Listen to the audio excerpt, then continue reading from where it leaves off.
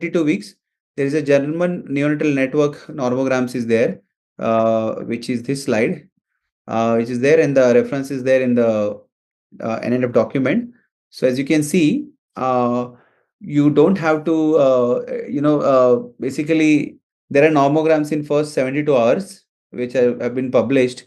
And there we are saying that, as you can see, for a 26 weeker, your range is 21 to 28. So don't get scared if your blood pressures are 22, 23, 24. That's where, a lot of time people are finding difficult not, to wait, and they jump to start, and then the blood pressure shoots, and there is a risk of IVH occurring in that. And that's why we looked at this question specifically, if you allow the permissible hypotension in first 24 hours, and I'll come to that slide. But German neonatal network is the normogram to follow for less than 32 weeks in first 72 hours.